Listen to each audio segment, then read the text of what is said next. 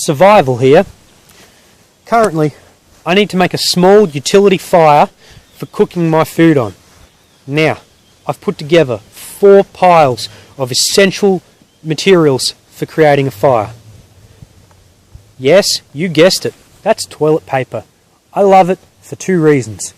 1, it smoulders, and 2, it's fluffy.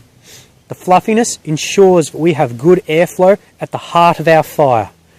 2, the fact it smoulders means that we have a greater chance of catching the kindling on fire. This is our kindling. It's no thicker than 3 millimeters.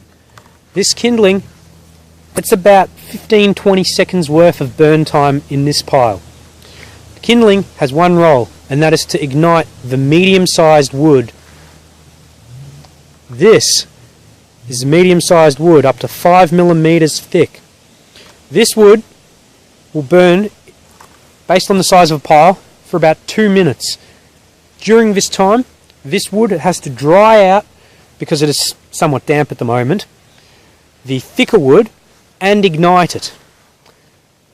This is the thicker wood, 1 centimeter plus in thickness.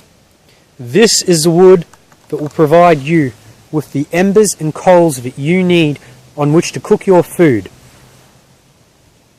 So we've got our materials, but now we need to start the fire.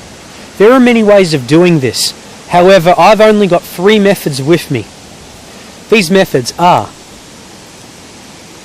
a ferrocium rod. These always come with a striker. However, I personally reckon the striker is rubbish. I personally like to replace the striker with one of these, a box cutter, a rugged, reliable tool with easily replaceable blades that are found just about everywhere. Using a box cutter to strike ferrocium rod guarantees a good, strong shower of sparks into our tinder bundle. Another way is using steel wool and a battery.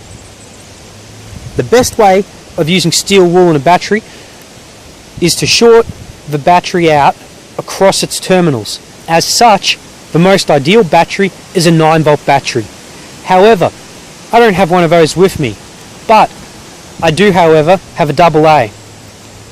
It will take considerably more contortion, but it is still possible to short out a AA battery. If you're struggling to short the AA out with steel wool, another method you can use is to simply use some aluminium foil, which usually tends to make a much easier method of shorting it out. The moment that your conductive material starts to glow, it will ignite any tinder in your steel wool or on your aluminium foil, thus allowing you to start your fire. The last method I have is magnesium fire starter. This magnesium fire starter is probably the most reliable method of starting a fire in any condition. You simply scrape magnesium off the back edge of the fire starter till you form a pile about the size of an Australian 20-cent piece or a US quarter. Once you've done that, add some tinder, turn the fire starter over, strike the fire steel on it, showering the sparks onto the magnesium. This will in turn ignite, igniting the tinder, which will in turn ignite the kindling, and you've got a reliable fire.